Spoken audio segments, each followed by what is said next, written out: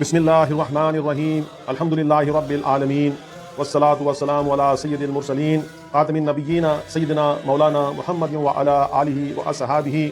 اولیاء الکاملین خصوصاً قطب ربانی غوث السمدانی محبوب سبحانی ہیکل نورانی کریم الجدین نجیب الطرفین امام الفریقین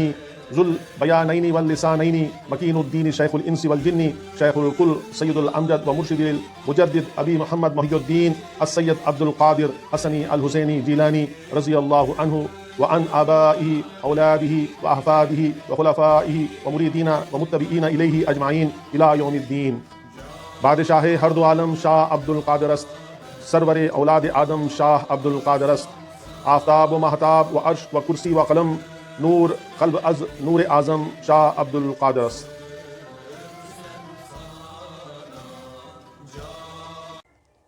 السلام علیکم ورحمۃ اللہ وبرکاتہ. المجلس الثالث عشرہ یعنی 13ویں مجلس. حضرت محبوب سبحانی شیخ عبد القادر جیلانی رضی اللہ تعالی عنہ اپنے اس خطبے میں فرماتے ہیں: اے اللہ کے بندے، تو آخرت کو دنیا پر مقدم کر تو دونوں میں نفع پائے گا، اور جب تو دنیا کو آخرت پر مقدم سمجھے گا تو دونوں میں نقصان اٹھائے گا اور یہ تیرے لیے عذاب ہوگا.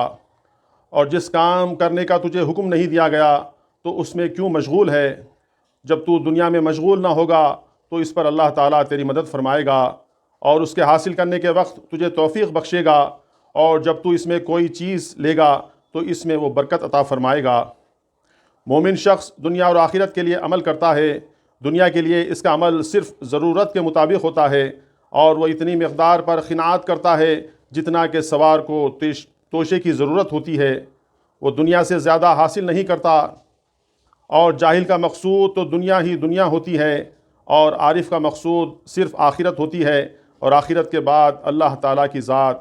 جب تیرے سامنے دنیا سے ایک روٹی آ جائے اور تیرا نفس تیرے ساتھ جھگڑا کرے اور خواہشات کا طالب بنے تو بس تو اس وقت اس شخص کی طرف دیکھ جس کو ایک روٹی کا چھوٹا سا ٹکڑا بھی میسر نہیں. اس لیے جب تک تو اپنے نفس سے دشمنی اور اللہ تعالیٰ کے مقابلے میں اس سے عداوت نہیں رکھے گا تو تجھے فلاح حاصل نہیں ہوگی.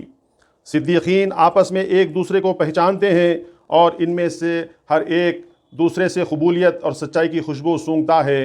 اللہ تعالیٰ اور اس کے صدیقین اور صالحین بندوں سے منہ موڑنے والے، مخلوق کی طرف متوجہ ہونے والے، اللہ تعالیٰ کا شریک بنانے والے، تیری توجہ ان کی طرف کب تک رہے گی، اور وہ تجھے کیا فائدہ دے سکتے ہیں؟ نفع اور نقصان ان کے ہاتھ میں نہیں ہے، اور نہ عطا اور منع ان کے ہاتھ میں ہے.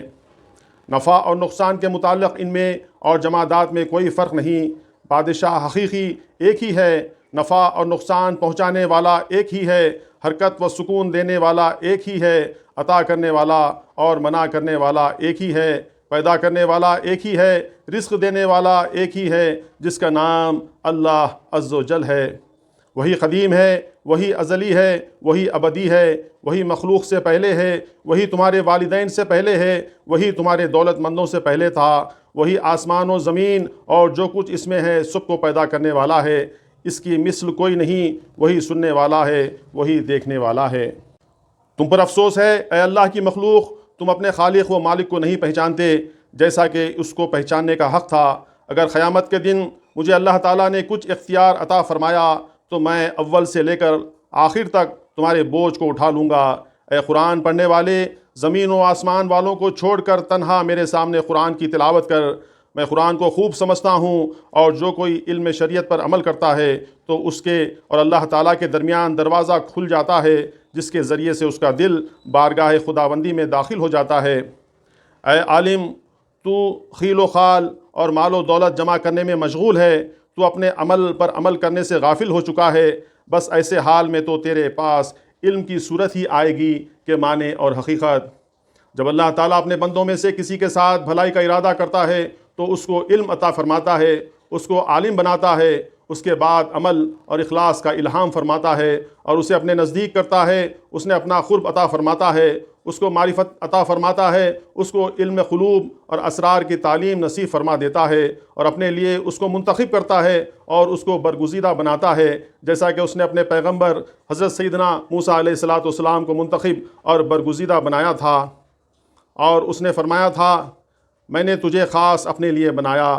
نہ کہ دوسروں کے لیے، نہ شہوتوں کے لیے، نہ لذتوں اور نہ خرافات کے لیے، نہ زمین و آسمان کے لیے، نہ جنت و جہنم کے لیے، نہ حکومت کے لیے، نہ ہلاکت کے لیے، اور نہ ہی کوئی ایسی چیز مجھ سے مقید کر سکتی ہے، اور نہ ہی شغل تمہیں مجھ سے مشغول رکھ سکتا ہے، اور نہ کوئی صورت تم کو قید کر سکتی ہے، اور نہ ہی کوئی مخلوق مجھ سے تم کو حجاب میں ڈال سکتی ہے، اور نہ کوئی خواہش تم کو مجھ سے غائب اور نہ غنی کر سکتی ہے۔ اے اللہ کے بندے،